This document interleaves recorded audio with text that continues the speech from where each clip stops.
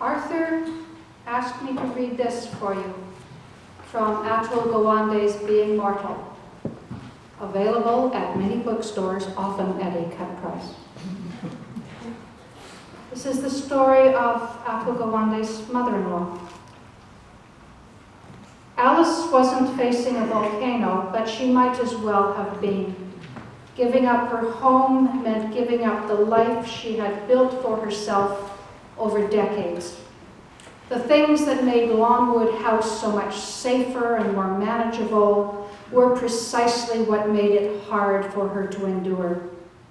Her apartment might have been called independent living, but it involved the imposition of more structure and supervision than she'd ever had to deal with before. Aides watched her diet. Nurses monitored her health. They observed her growing unsteadiness and made her use a walker. This was reassuring for Alice's children, but she didn't like being nannied or controlled. And the regulation of her life only increased with time. When the staff became concerned that she was missing doses of her medications, they informed her that unless she kept her medications with the nurses and came down to their station twice a day to take them under direct supervision, she would have to move out of independent living to the nursing home wing. Her children hired a part-time aide named Mary to help Alice comply, to give her some company, and to stave off the days she would have to transfer. She liked Mary, but having her hanging around the apartment for hours on end, often with nothing to do, only made the situation more depressing. For Alice, it must have felt as if she had crossed into an alien land that she would never be allowed to leave. The border guards were friendly and cheerful enough. They promised her a nice place to live, where she'd be well taken care of. But she didn't really want anyone to take care of her. She just wanted to live a life of her own. And those cheerful border guards had taken her keys and her passport. With her home went her control. It is a distinct pleasure to welcome to this pulpit, in a public place, the very Reverend Arthur Berman, who was one of my supervisors at Vancouver General Hospital when I did my clinical pastoral education unit in another century. Arthur taught me how to pray. Welcome, Arthur.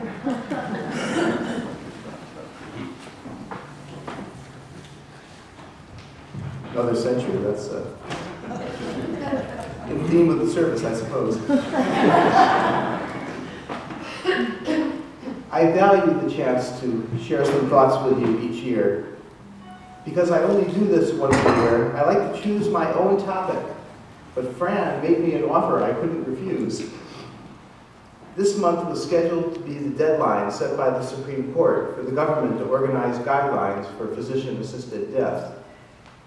The question facing us is therefore how we would want this formulated, rather than whether it's a good idea. When Fran suggested the topic, I immediately realized that what I would say on this topic was dependent on who I was preparing the remarks for. If I were speaking to a Roman Catholic group, I'd have a very different sermon to preach. I assume that being Unitarians, virtually everyone here supports personal autonomy in basic decisions such as the right to die. It would be carrying coals to Newcastle to get up and confirm this view, and even if I wanted to, Wanda Morris is better qualified to give that sermon than she has already. I began to write this sermon on my 64th birthday. I started the day listening to a recording of the Beatles when I'm 64. Will you still need me? Will you still feed me when I'm 64? The Beatles asked. When I first heard that song, age 64 was so far beyond the horizon as to be invisible. Hearing it now, I'm amazed at how insightful they were. One of the units I serve at Vancouver General Hospital is acute care for the elderly. The folks there are at least 70, but the feeling is similar. They are very concerned with utility. Often they are more aware of what they cannot do more than what they can. The biggest fear is not having a niche or being a burden.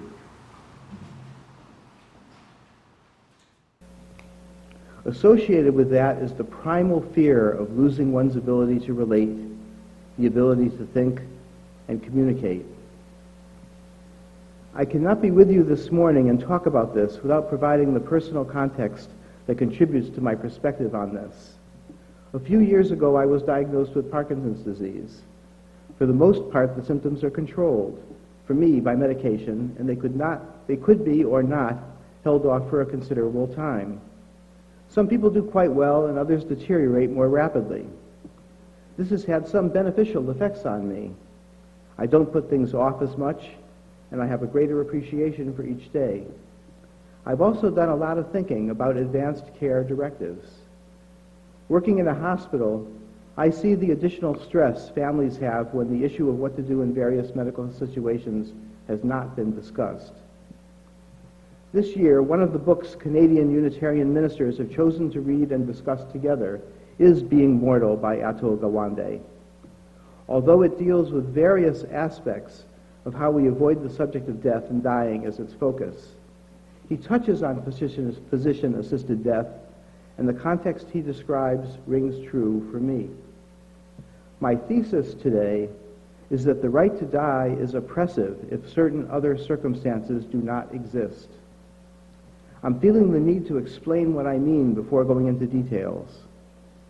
I remember when I interviewed for a seat on the Planned Parenthood board in Edmonton. One question they asked was, what would I do if a teenager was coming in to arrange a third or fourth abortion? My response was that I'd give her the information to get access, but I would also suggest to her that she might want to talk to a therapist or counselor about why she was coming in repeatedly. That almost nixed me getting the position. It is not anti-choice to be concerned with the context in which a decision is made. When the right to die is discussed, there is generally the requirement that two doctors sign off on it and a description of the medical situations in which assisted death would be facilitated. They omit a crucial element which renders assisted death more questionable ethically. Many patients I encounter express a fear that they will bankrupt their families if they go into a care facility. Even worse, they worry about running out of money and ending up in a facility which feels little better than incarceration. In our comfortable atmosphere, this may seem like hot rhetoric, but what I'm told privately in one-on-one encounters with elderly folks makes the language I'm using mild. The other issue that does not end up in public discussion as much as it should is the availability of palliative care. In a nationwide survey in the U.S. of hematological oncologists, more than half report that end-of-life discussions with their patients occur too late, with many reporting they wait until a patient's death is imminent before discussing end-of-life issues. It is very difficult for a person to hear that there is an experimental treatment that they might try, and I hear in rounds that actually that has about the same chance of success as winning a lottery ticket. People, doctors, patients, and families often equate talking about death with depriving people of hope. Palliative care, in fact, has been shown to often prolong life, and what days a person has are more functional and meaningful. The last days and weeks of a life is a holy time, and often a time of healing and bonding. This type of care needs to be readily available in order to provide an ethical context to assisted death. In many cases, the fear a person has is living with unbearable pain and discomfort, which could be alleviated by proper palliation. Gawande points out in his excellent book that in the Roman Empire, the average life expectancy was 28 years. Death was a part of life. Today, we don't address death and dying by and large. The medical team is in control, and death surrounds one with technology and strangers. There is a momentum toward more treatment.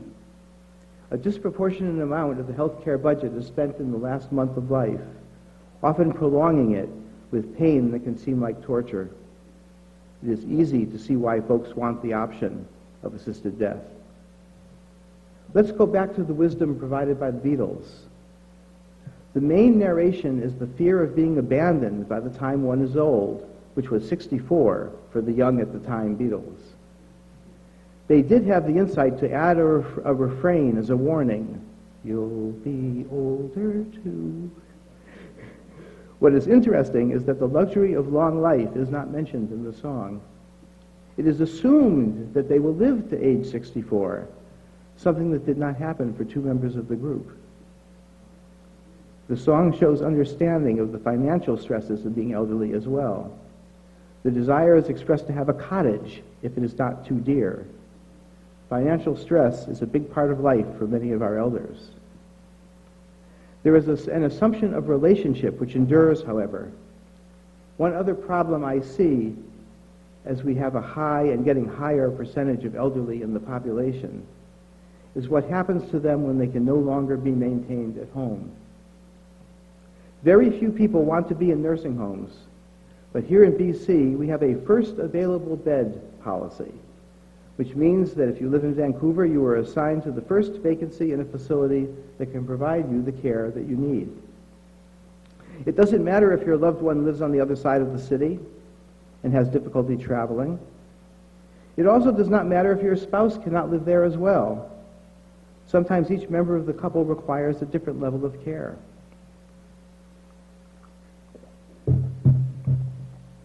Not all facilities can provide multi-level care. I've seen 50-plus year marriages partners separated in this way. Making a couple of 85-year-olds live separately could trigger a desire for assisted death. I've seen firsthand in my 17 years working as an acute care chaplain practices that would once be unacceptable become normal over time, even as they were resisted when first implemented. Currently at VGH, there is no effort made to assign patients to rooms based on gender. This was problematic even for some younger people, but for the elderly, this can be quite disturbing. When I first saw this change happening, I was quite vocal about it, but I soon discovered that I was not heard.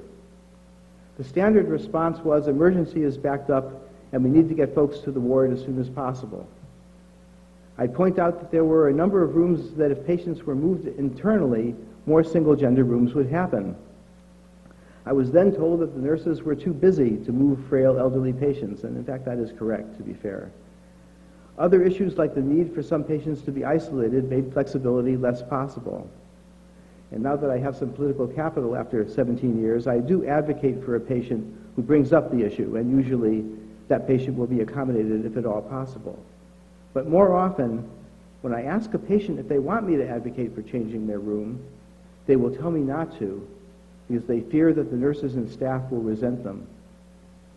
Even though in reality the patients are the customers of the hospital, without whom no caregiver would have a job, the internal feeling of power differential is palpable. Making a non-pressured decision about assisted death in such an environment is problematic at best.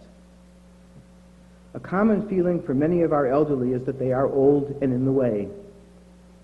There are many positive trends in geriatric care if you look for them. If you check the literature, you'll find examples of nursing homes that treat patients as residents, not patients. Meal times are flexible, and each resident decides when to get up or go to sleep. We take these things for granted, but if you live in most care facilities, you'll miss breakfast if you'd like to sleep in. The little choices we take for granted, how we structure our lives, is taken away from many elderly folks. In the more innovative facilities, often there are more music programs available, and there are even nursing homes that have daycare centers as part of their site. It has been found that even folks with advanced dementia react very well to children and music. Others have let residents have pets or have gardens in which they can work if they have the mobility. All of these things take time, effort, and money but enhance the quality of life.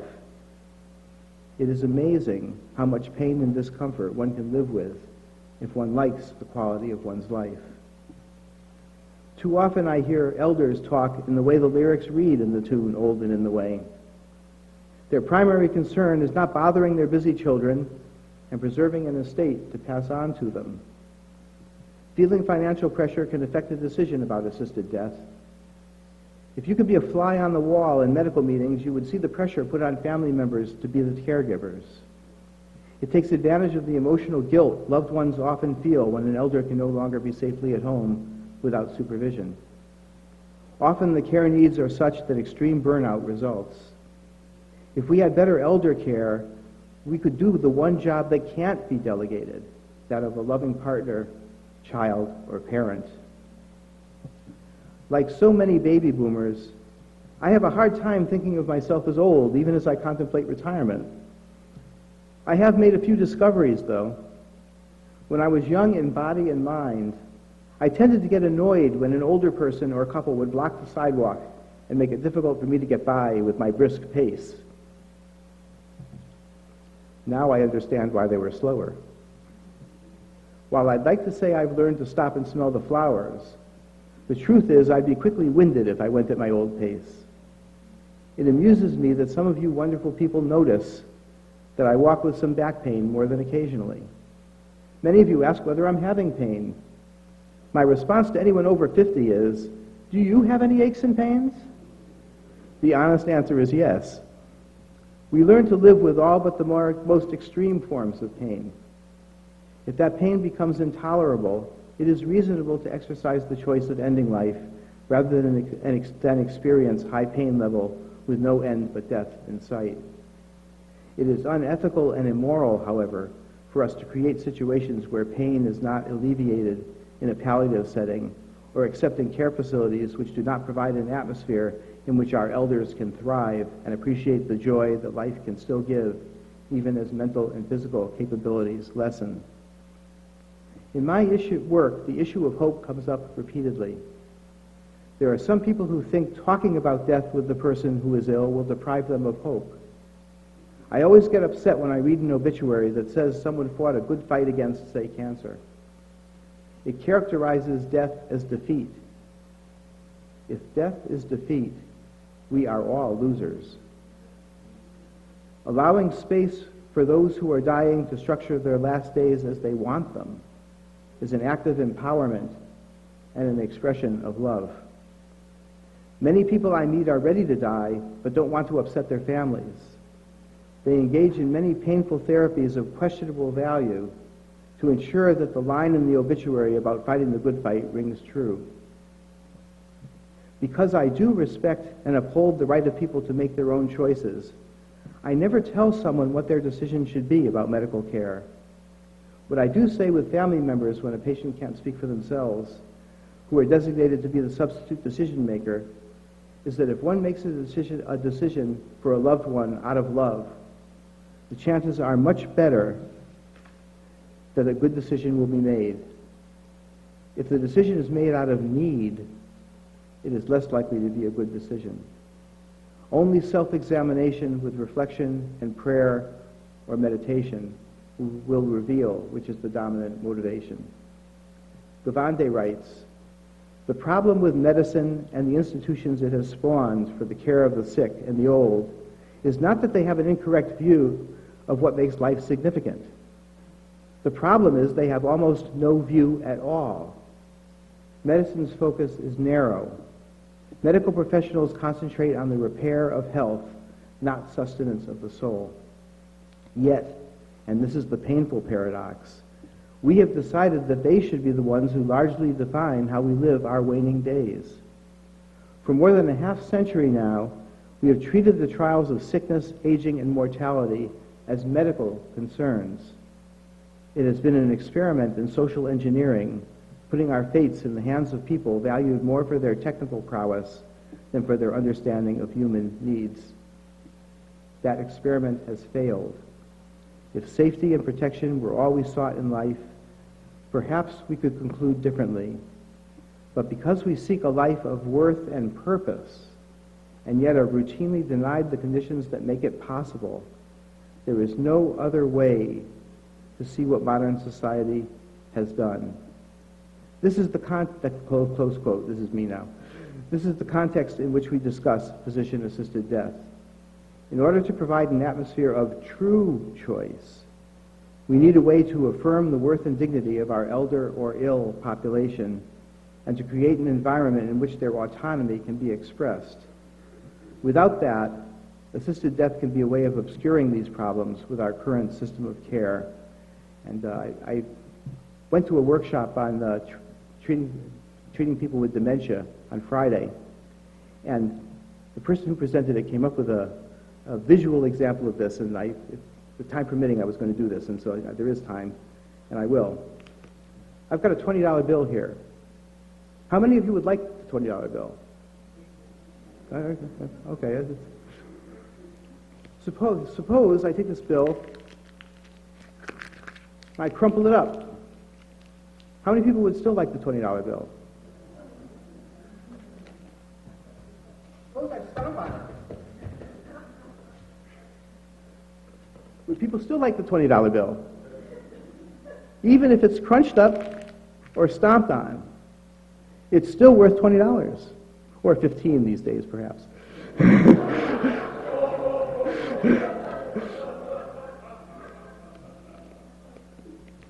My point is sometimes visual learning is better than oral learning, is that lives are worthwhile even though sometimes we feel crumpled and stomped.